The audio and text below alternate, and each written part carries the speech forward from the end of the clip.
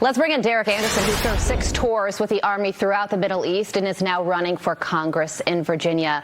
Derrick, good morning to you. What do you think about this Israeli counterstrike, the timing and scale of it?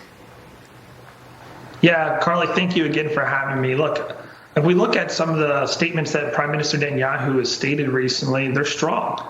He's come out strong in his defense of what Iran has done over the last weekend. And he is the leader of Israel and needs to show strength to the world right now. Look, I was a Green Beret. I trained with the IDF in Israel. I was shown the outskirts of Gaza and the tunnel systems. And I've witnessed what struggles Israel and the IDF are having to go through right now. And so I've also fought in Iraq and Afghanistan, understand the region. And let's be clear, nobody wants war right now. But Hamas started this. It is still a threat and has over 100 hostages still in captivity. All the meanwhile, we see Israel has a threat to the north by way of Hezbollah. And we just saw the attacks that Iran had just this past weekend from their homeland for the first time. And let's be clear, this is not the first time Iran has fired against Israel. They've been doing it for decades just by way of proxies, terrorist proxy organizations. So we've seen how the Iranian proxies have fired over on our service members overseas.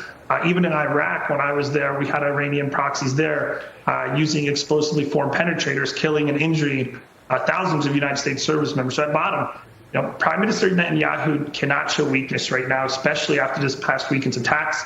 And they 100% have the right to defend themselves. Yeah, you're right about Iranian proxies usually launching these strikes. But now that Iran has, there are questions about Iran's military capabilities. A lot out there about what we learned following this attack, like the country is capable of firing 100 missiles all at once. But at the same time, half of them failed to reach their target or crashed before they even started the launch. So in terms of Iran, how strong is the country militarily, really?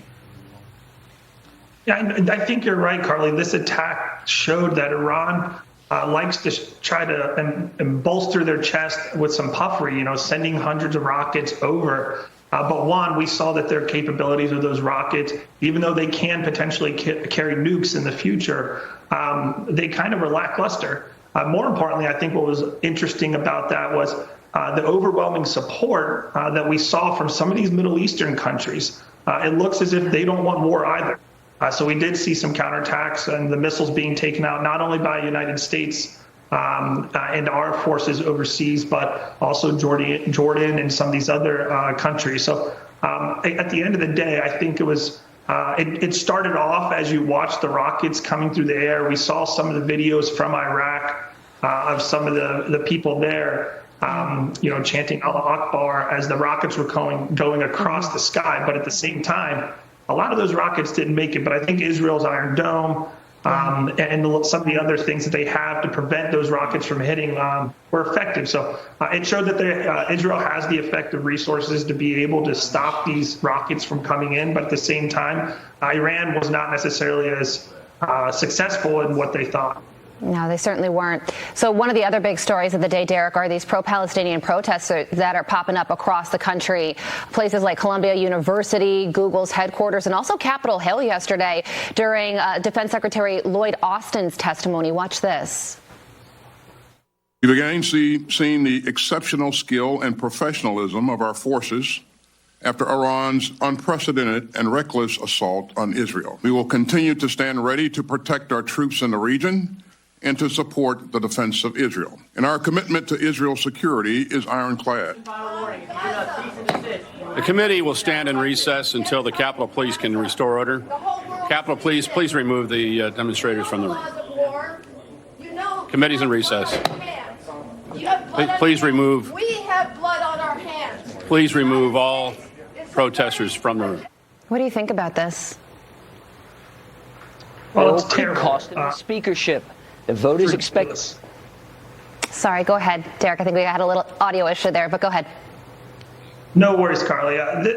We see how this is happening right now. This is a direct result of Biden's weak leadership in response to Iranian-backed attacks by Hamas. Whether it be the initial attacks by Hamas on October 7th or the hundreds of attacks by these Iranian-backed proxy terrorist groups, including on our service members in the Middle East. The Biden administration, the Secretary of Defense, Lloyd Austin, have been a day late, a dollar short on every response. This lack of leadership, this empowers and fuels our enemies overseas, as well as some of these pro-Hamas organizations here at home. And these pro-Hamas protesters are supporting a terrorist regime that murder people, they kidnap them, they drag their bodies through the streets in celebrations, they suppress women's rights, and absolutely hate America. So for those folks that continue to praise Hamas, and subsequently Iran for that matter, I charge them.